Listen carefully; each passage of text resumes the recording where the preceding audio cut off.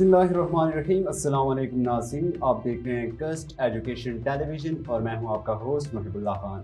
आज हमारे साथ स्टूडियो में मौजूद हैं हमारे आज के मेहमान डॉक्टर फरमान, जो कि कोहार्ड यूनिवर्सिटी में बतौर असिस्टेंट प्रोफेसर अपनी खिदमत अंजाम दे रहे हैं। और आज का हमारा जो टॉपिक है वो एंटीबायोटिक के हवाले से है कि एंटीबायोटिक का इस्तेमाल पाकिस्तान में कैसा है। चूँकि एंटीबायोटिक ऐसी अद्वियात है जो कि हमारी जान बचा सकती है, लेकिन इनका गलत इस्तेमाल हमारी ज़िंदगी के लिए नुकसानदेह भी साबित हो सकता है। तो डॉक्टर साहब से एंटीबायोटिक के हवाले से भी बात करेंगे और पाकिस्तान में एंटीबायोटिक का इस्तेमाल किस तरीके से हो रहा है इसके हवाले से भी बात करेंगे। तो सबसे पहले तो डॉक्टर साहब आपका शुक्रिया स्टूडियो में आने का।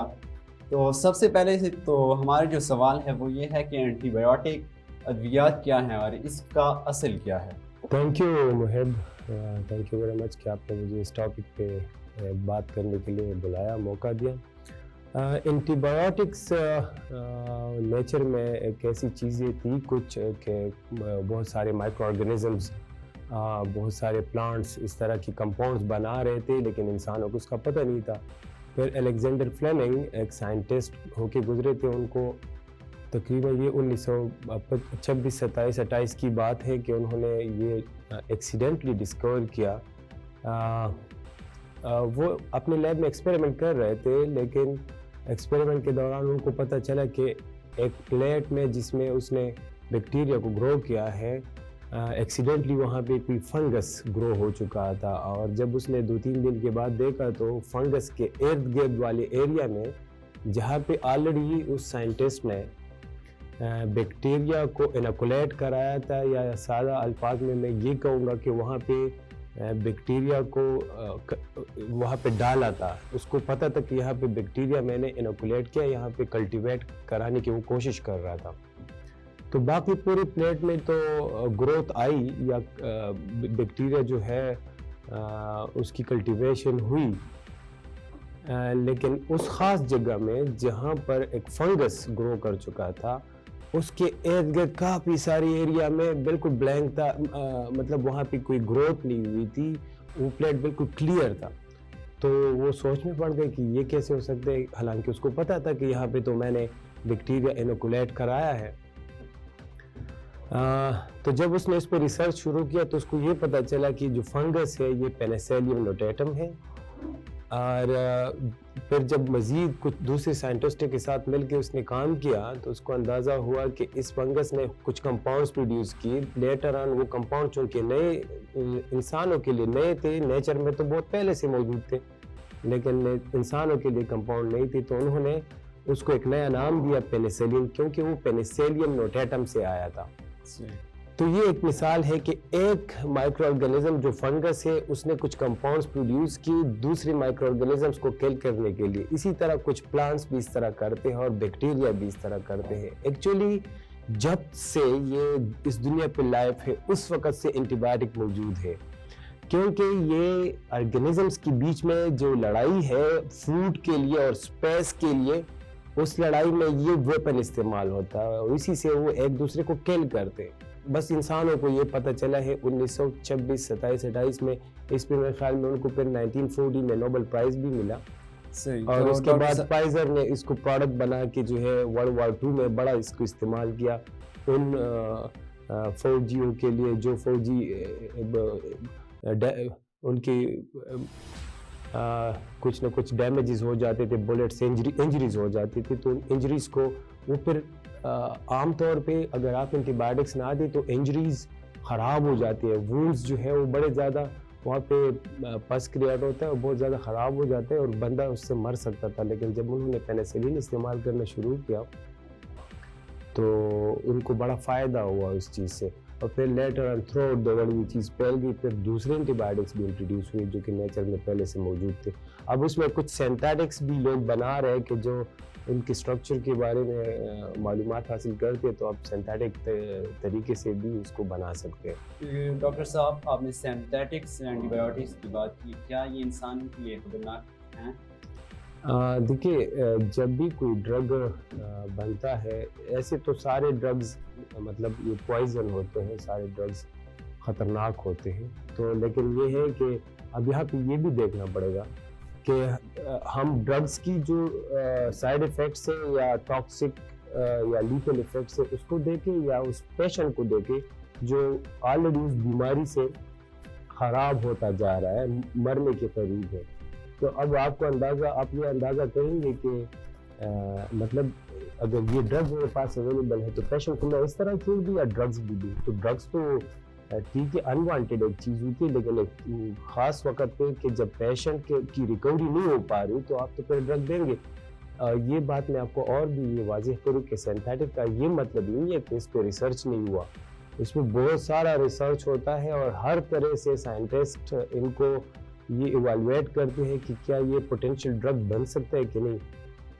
جب وہ کر لے ساری چیزیں تو پھر دوسرے کچھ باڈیز ہوتے ہیں ہر ملک میں, کوئی نہ کوئی ایسی باڈی ہوتی ہے, جس طرح ڈریپ ہے پاکستان میں, جس طرح امریکہ میں FDA ہے, پھر دوسرے ممالک میں اس طرح کے بہت سارے, میرے خیال میں NHS ہے UK میں اور یورپ میں بھی, سارے ہر جگہ پہ ایسے ریگولیٹریز باڈیز ہوتے ہیں کہ مثال کے طور پہ آپ ایک سائنٹسٹ ہے اور آپ کلیم کرتے ہیں کہ میں نے ایک نیا ڈرگ بنایا, سینتھیٹک ہے یا کچھ نیچرل سورسز سے آپ نے لیا ہے, تو پھر اس کی جو پہلے تو آپ سائنٹیفک جتنے بھی جرنلز ہیں ان میں اپنی پبلیکیشن آپ کی آتی ہے, آپ اس پہ بکس لکھتے ہیں, پھر لوگ اس کو ماننا شروع کرتے, پھر وہ اتھارٹیز اس کو ایوالویٹ کرتے, ویلیڈیشن اس کی ہوتی ہے, تو اس کے بعد یہ پتہ چلتا ہے کہ یہ کوئی پوٹینشیل ڈرگ ہے کہ نہیں ہے. اگر ہے تو مارکیٹ میں آ سکتا ہے, ایسی نہیں آ سکتا. ایسی کوئی بھی چیز کو اعلان کر کے کہے کہ یہ جو چیز ہے یہ پلا بیماریوں کے لیے ٹھیک ہے, اور اس طرح نہیں ہوتا. یہ پراپر اس کی ریگولیشن کی باڈیز ہیں وہ اپروو کرتے ہیں. صحیح. ڈاکٹر صاحب یہ بتائیں کہ اینٹی بایوٹک کی دریافت کے بعد انسانیت اور خاص کر کے طبی میدان پر کیا بڑے اثرات مرتب ہوئے؟ دیکھیے یہ اس کے جو اثرات ہیں وہ بہت زیادہ ہے, بہت بہترین اثرات. اینٹی بایوٹکس اگر آپ میں تھوڑا سا اس طرح آپ کو بتاؤں, مثال کے طور پہ ایک گاؤں ہے یا ایک قصبہ ہے اور جو کہ آئسولیٹڈ ہے, باقی جتنے بھی شہر ہے گاؤں قصبے ان سے آئسولیٹڈ, وہاں پہ اگر ایک ایپیڈیمک آ جائے, کالرا کا, ایکولائی کا ایک بیکٹیریا ہے, ڈائسنٹری وغیرہ ہو یا دوسری اس طرح کی بیماریاں ہو یا کوئی ریسپیریٹری ٹریک انفیکشن ہو, اب ایسی صورت میں اگر آپ ان اینٹی بایوٹک کو استعمال کرتے تو لوگ بچ جاتے. ادروائز پرانے زمانے میں جب یہ اینٹی بایوٹکس نہیں تھی تو ان میں سے پوری کمیونٹی میں سے بہت سارے لوگ مر جاتے تھے. یہی تو وجہ تھی کہ تقریباً 1900 تک یہی ایک بات ہے نا کہ 1900 تک آبادی بہت کم تھی دنیا میں. تو اس میں سے یہ تھا کہ بہت سارے لوگ تو خیر جنگوں اور قحط وغیرہ سے بھی مرتے تھے, لیکن بہت سارے لوگ انفیکشس ڈیزیز سے مرتے تھے. اب ان انفیکشس ڈیزیز پہ ایک حد تک ہم نے قابو پا لیا ہے, تو اس وجہ سے یہ جو باقی میدان ہے جس میں انسانوں نے ترقی کی تو اس میں ان کی بھی خیر کنٹریبیوشن ہے, جس طرح ایگریکلچر ہے, انڈسٹری ہے, باقی جتنی بھی نئے سیکٹرز کھلے ہیں, لیکن ساتھ میں اینٹی بایوٹک کا جو فیکٹر ہے نا وہ اتنا ہی امپورٹنٹ ہے جتنا امپورٹنٹ آپ کا آج کل انٹرنیٹ ہے, جتنا امپورٹنٹ پرانے زمانے میں گن پاؤڈر جب بنا. صحیح, تو یہ بہت امپورٹنٹ چیز ہے. صحیح, تو امپورٹنس کا تو ہمیں پتہ چل گیا. ڈاکٹر صاحب یہ بتائیں کہ کیا اینٹی بایوٹک سے متعلق انسانیت کے لیے کوئی خطرہ ہے؟ چونکہ آج کل اینٹی بایوٹک ریزسٹنس کا بھی کافی شور ہو رہا ہے, سیمینار ہو رہے ہیں, اس کے اوپر ورکشاپ ہو رہے ہیں, تو کیا یہ انسانیت کی بھی کوئی خطرے کی گھنٹی ہے اینٹی بایوٹک ریزسٹنس؟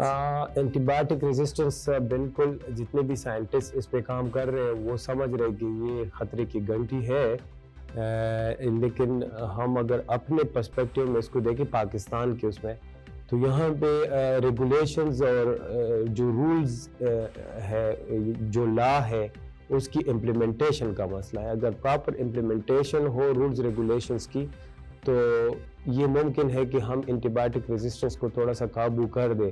یہاں پہ جو ہمارا مسئلہ ہے اینٹی بایوٹک ریزسٹنس کا یا کچھ پاکستان کی طرح کے ممالک کا, وہ صرف یہ ہے کہ مس یوز ہو رہی ہے اینٹی بایوٹکس کی. یہ مس یوز جو ہے نا اس کو صحیح طریقے سے اس کو ہینڈل کرنا چاہیے کہ مس یوز نہ ہو, لیکن اس میں سیلف میڈیکیشن نہیں ہونی چاہیے, ڈاکٹر کے پرسکرپشن پہ ہونا چاہیے, یہ اینٹی بایوٹک جس فارماسیوٹیکل انڈسٹری میں بن رہا ہے وہاں پہ اس کو پروٹوکول اور ایس او پیز کے مطابق بننا چاہیے. اسی پروٹوکول اور ایس او پیز کے مطابق ڈسٹریبیوشن جو ڈرگس کی ڈسٹریبیوشن ہوتی ہے اور ریٹیل ہے یا پھر ہاسپٹل سیٹ اپ میں جو فارمیسی ہے وہاں پہ under the supervision of pharmacist یہ ساری چیزیں پہنچنی چاہیے اور فارماسسٹ کی سپرویژن میں ہی اس کی سیل ہونی چاہیے یا اس اینڈ یوزر جو پیشنٹ ہوتا ہے اس کو یہ ملنا چاہیے. تو اگر یہ پراپر ایک سسٹم ہم مینیج کر پائے اور ہمارے پاس اس کی پراپر انوینٹری ہو کہ کتنے بنے کتنے استعمال ہوئے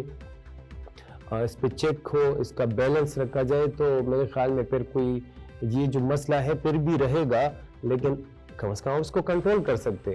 لیکن اگر یہ کنٹرول کے بغیر ہے تو کوئی بھی چیز اگر کنٹرول سے ایون فلڈ بھی اگر آپ کا کنٹرول سے باہر چلا جائے نا آپ کے ڈیمز وغیرہ ٹوٹ جائے تو پھر کیا ہوتا ہے آپ کے ساتھ یہ آپ کا اندازہ کر سکتے ہیں. تو یہاں پہ پاکستان میں تھوڑا سمجھتا ہے کہ کوئی بھی جا کے کوئی بھی اینٹی بایوٹک استعمال کرنا شروع کر دیتے ہیں. یہ نہیں ہونا چاہیے اس پہ کنٹرول ہونا چاہیے. بالکل. ڈاکٹر صاحب یہاں پہ ایک اور سوال یہ اٹھتا ہے کیا MBBS ڈاکٹر آپ کو اینٹی بایوٹک یا اس قسم کے اور ادویات پریسکرائب کر سکتا ہے یا آپ کو فارماسسٹ کی طرف رجوع کرنا پڑے؟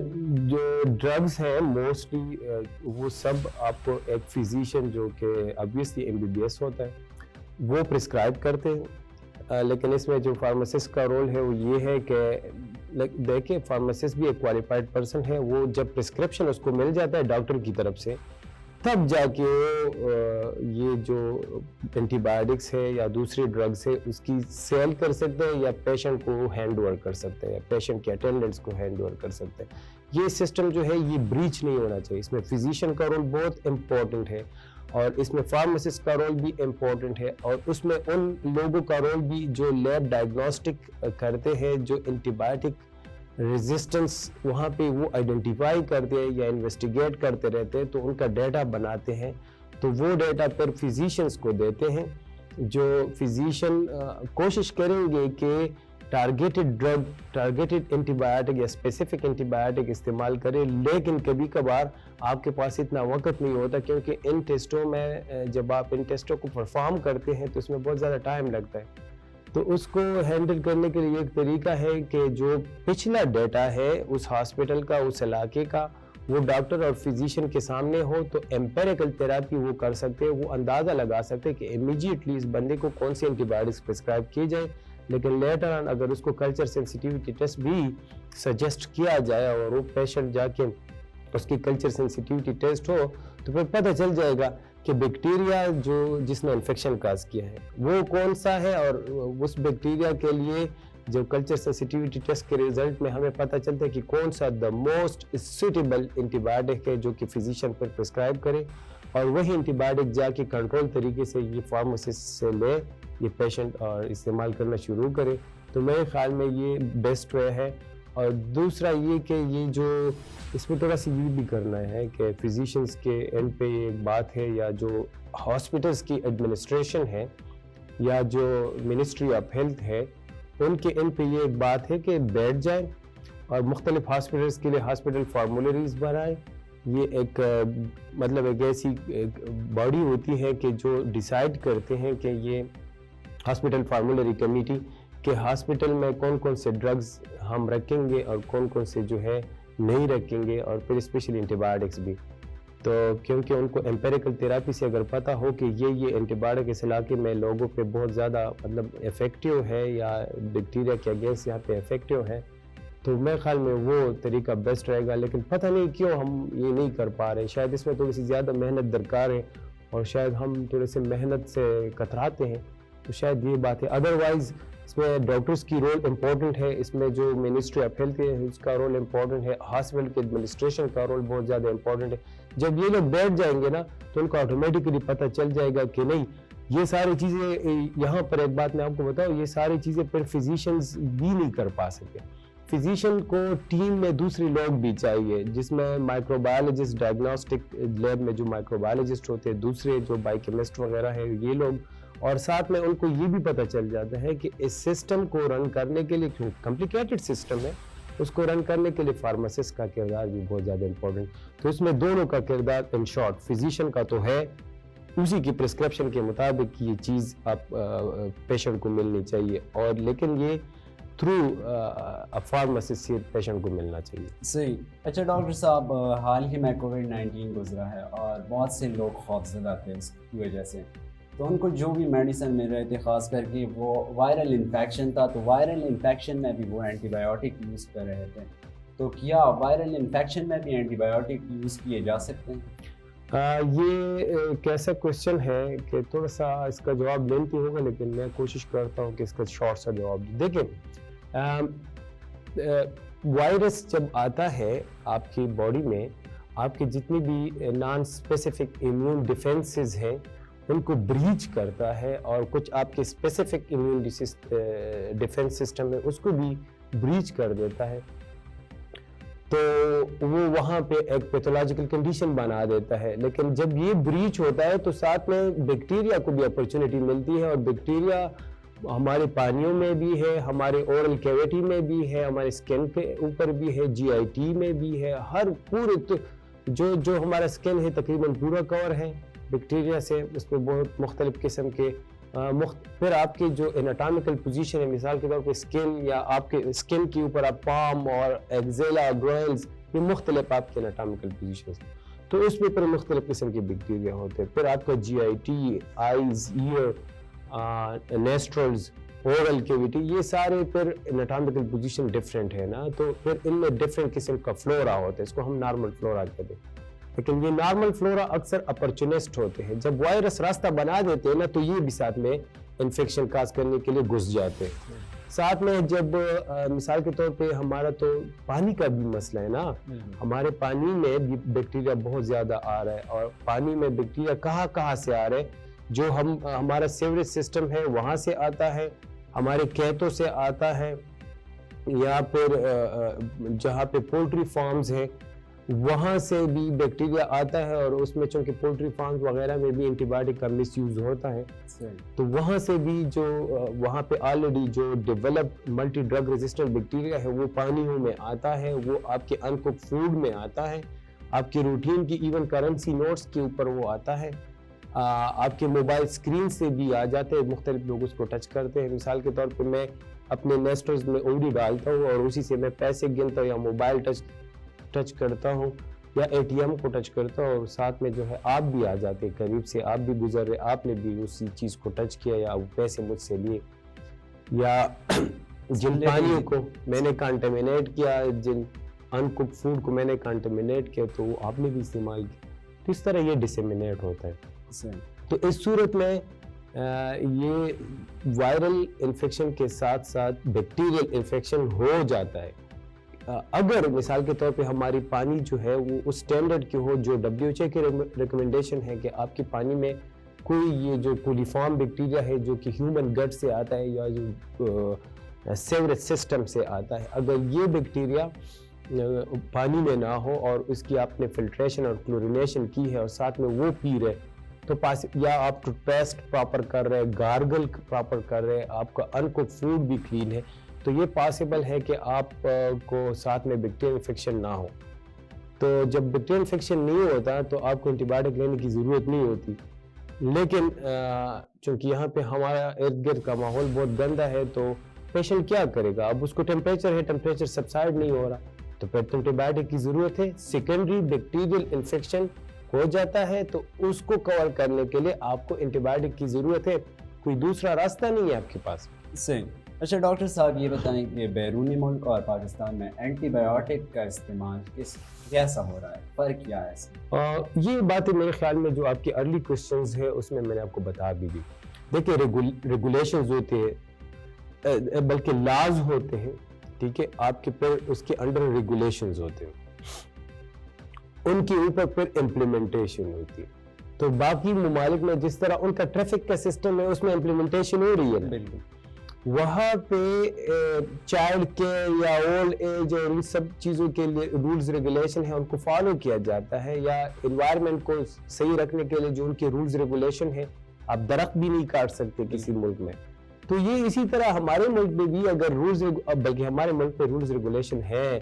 آج جو ہم بیٹھے ہیں اس وقت، دس از December 15th، تو جنوری 30 دسمبر کو جو ہمارے کچھ لاز اور اس کے انڈر کچھ ریگولیشنز بنے ہیں وہ میں آپ کو تھوڑا سا بتاؤں کہ ہمارے ہاں ڈرگ سیل رولز 1982 میں بنے تھے، پھر اس کو امینڈ کیا گیا 2017 میں ڈرگ سیل رولز. اس وقت سے امینڈمنٹ پی ٹی آئی کی گورنمنٹ نے کی تھی، لیکن اس کے بعد اس میں تھوڑی سی ریلیکسیشن، بلکہ بہت زیادہ ریلیکسیشن دی تھی، لیکن وہ سارے ریلیکسیشنز جو ہے وہ 31 دسمبر کو ایکسپائر ہو جائیں گے، اور پھر اس کے اوپر جو ہے 1 جنوری 2023 کو اس پہ امپلیمنٹیشن ہونے، یا ان رولز ریگولیشن کی جو 2017 میں امینڈمنٹ ہوئی تو ان میں سے کچھ چیزیں ابھی بھی مطلب وہ امپلیمنٹڈ ہے، لیکن جو اتھارٹیز ہے وہ پتہ نہیں کیوں اس کی امپلیمنٹیشن نہیں کرا رہی. تو جب یہ امپلیمنٹیشن ہوگی نا پاکستان میں، تب جا کے یہ پاسبل ہے کہ ہم دوسرے ممالک کے ساتھ میچ کر سکیں، اور وہاں پہ وہاں پہ فارماسسٹ کے بغیر فارمیسی نہیں ہوتی، اور پرسکرپشن کے بغیر آپ اینٹی بایوٹکس خرید نہیں سکتے. مثال وہ جو چینل ہے نا، ایک کوالیفائڈ فارماسسٹ بیٹھا ہوتا ہے فارمیسی میں، کیونکہ یہ اینٹی بایوٹکس ڈرگز ہے اور اس کو سیل کرنے کا جو لائسنس ہے وہ فارماسسٹ کو ملتا ہے. تو فارماسسٹ کا نام مجھے بار بار میرے زبان پہ اس لیے آ رہا ہے. تو جب کوئی پیشنٹ جائے گا کسی فارمیسی میں، جس طرح ہم پاکستان میں جاتے ہیں، تو وہ فارماسسٹ کو کہے گا کہ مجھے ڈرگز یہ اینٹی بایوٹکس دے دے کوئی بھی، تو فارماسسٹ یہاں پہ تو اس کو دے دیتا ہے، یا جو بھی نان کوالیفائڈ پرسن، یہاں پہ موسٹلی نان کوالیفائڈ پرسن بیٹھے، فارماسسٹ نہیں بیٹھتے، لیکن باہر جو فارماسسٹ ہے اس کو کہے گا کہ بھائی آپ کے پاس پرسکرپشن ہے، آپ کو ڈاکٹر نے پرسکرائب کیا ہے کہ نہیں، تو وہ کہے گا کہ ڈاکٹر کے پاس چلے جاؤ، ہاسپٹل میں وہ چلا جائے گا ہاسپٹل میں، ہاسپٹل سے دوبارہ پرسکرپشن لے کے جو ہے واپس according to the directives of the physician and some suggestions by the pharmacist, وہ اس کو استعمال کرے گا. صحیح. ڈاکٹر صاحب کوئی میسج دینا چاہیں گے اتھارٹی کو جو کہ ڈرگ کو کنٹرول کرتے ہیں، یا عام عوام کو اینٹی بایوٹک کے حوالے سے؟ اس میں ایک تو یہ ہے کہ جو میں نے آپ کو بتایا کہ آپ کے پاس پریویلنس اینٹی بایوٹک ریزسٹنس، چونکہ antibiotic resistance main topic ہے کہ اینٹی بایوٹک ریزسٹنس کی جو پریویلنس ہے اس کا ڈیٹا ہونا چاہیے ہر ایک علاقے کا، یہ بہت ضروری ہے. ساتھ میں جو اینٹی بایوٹکس مارکیٹ میں اویلیبل ہے اس پہ بھی چیک ہونا چاہیے کہ اس میں اکثر 2 نمبر بھی بہت زیادہ ہوتے ہیں، سپوریس ڈرگز ہوتے ہیں وہ، تو اس پہ یہ اتھارٹیز کو کنٹرول کرنا چاہیے. تو نمبر 1 تو یہ ہے کہ اینٹی بایوٹک ریزسٹنس کی پریویلنس، نمبر 2 ڈرگز اور اس کی کوالٹی سٹینڈرڈز وغیرہ. تیسرا یہ کہ یہ چینل کہ کچھ فزیشینز یا ان کی کمیٹیز، اس میں ساتھ میں فارماسسٹ ہو، اس طرح ہاسپٹل فارمولری کمیٹی کے اس علاقے کے لیے ہم کچھ کریں، تو اس میں یہ چینل پر اس کے امپلیمنٹیشن بہت زیادہ ضروری ہے کہ فزیشین پرسکرائب کرے گا، فارماسسٹ اس کو جو ہے پرووائڈ کرے گا، اور جو اس کا جو پراپر وے ہے استعمال کا، مثال کے طور پہ اگر وہ اورل ہے تو اورل تو خود کھا سکتا ہے، لیکن اگر انجیکٹیبل ہے تو obviously وہ ہاسپٹل سیٹ اپ میں ایک نرس کرے گی نا، تو میل نرس یا فیمیل نرس اس کو ایڈمنسٹر کرائے گی. تو یہ ساری چیزیں امپلیمنٹ کرنے کی بہت زیادہ ضرورت ہے. کوئی بھی بندہ جو ہے اینٹی بایوٹک کی مس یوز نہ کرے، لیکن مسئلہ یہ ہے کہ کیا ہمارے لیے اتنے زیادہ ہاسپٹلز ہیں، اتنے زیادہ فزیشینز ہیں، کیا ہمارے ملک میں انسانیت کی قدر ہے؟ یہ ایک مسئلہ ہے. اور پھر یہ ہے کہ پیرنٹس بھی اور لوگ خود اپنے صحت کے بارے میں اتنے کیئرفل نہیں ہوتے. تو یہ ساری چیزیں بہت زیادہ امپورٹنٹ ہے کہ لیکن حکومت کے ان پہ سارا مسئلہ آتا ہے کہ وہ جو رولز ریگولیشن بنے ہیں اس کی پراپر امپلیمنٹیشن کرے. یہ بہت ضروری ہے. جب تک امپلیمنٹیشن نہیں ہوگی رولز ریگولیشن کی، تب تک جو ہے ہم ہر طرح کے مسائل سے اس میں گرے رہیں گے. ہم کسی بھی چیز کا جو ہے مداوع نہیں کر پائیں گے. آپ اتنے بڑی مشینری کو، پاکستان ایک بہت بڑی مشین ہے جو رن کر رہی ہے، اس کو آپ بغیر ایس او پیز کے اور رولز ریگولیشن کے نہیں چلا سکتے. ساری چیزیں ٹھیک ہو سکتی ہیں، ہر طرح سے جتنے بھی ہمیں چیلنجز ہیں سارے اس کے اوپر ہم اوور کم کر سکتے ہیں، لیکن according to SOPs, according to rules regulation اگر ہم چلے جائیں نا اور اس پراپر اس کی امپلیمنٹیشن ہو، تب جا کے یہ possible. Thank you so much show में आने के लिए और इतनी इंफॉर्मेटिव इंफॉर्मेशन देने के लिए। इसी मैसेज के साथ कि आप एंटीबायोटिक के इस्तेमाल डॉक्टर की प्रिस्क्रिप्शन के साथ ही करेंगे और अपनी सेहत का ख्याल रखेंगे। तब तक के लिए अपने होस्ट मुहिबुल्लाह खान को दीजिए इजाज़त। अल्लाह हाफिज़, टेक केयर, बाय बाय।